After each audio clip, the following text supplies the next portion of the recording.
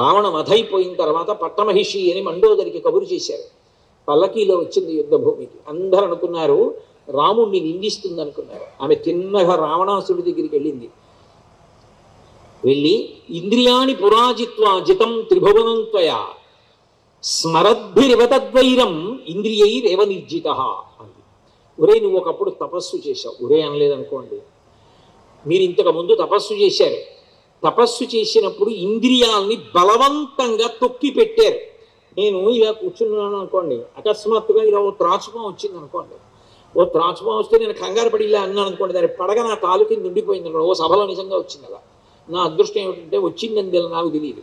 వెనక్కి కర్రలు పట్టుకెడుతుంటే ఇదేమిటి ఏ సభలో జరగలేదు, ఇలా కర్రలు పట్టుకెడుతున్నారు ఏంటో అనుకున్నాను అంతే. ఆ తర్వాత తెలిసింది నాకు పెద్ద త్రాచుపం వచ్చేసిందండి వెనక్కి.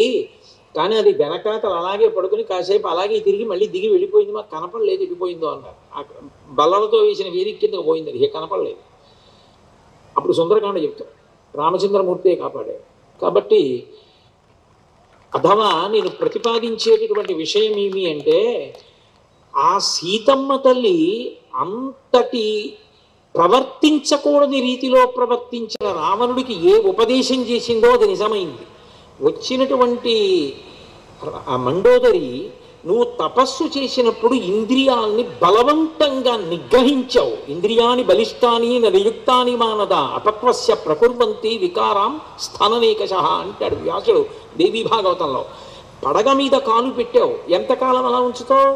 నువ్వు కాలు తీస్తే బాగుండని పాము చూస్తూ ఉంటుంది. పాము నీ కాలు కింద కదలకుండా అలా ఉండిపోయి ప్రాణం వదిలేస్తే బాగుండని నువ్వు అనుకుంటావు. ఎప్పుడోప్పుడు కాలు ఎత్తుతావు, దాని మొదటి లక్ష్యం నీ కాలుని కాటేసి వెళ్ళడమే. అలాగే ఇంద్రియాలు ఎదురు చూసేయి. నీ తపస్సు పూర్తవగానే కాట్లు వేసేయి.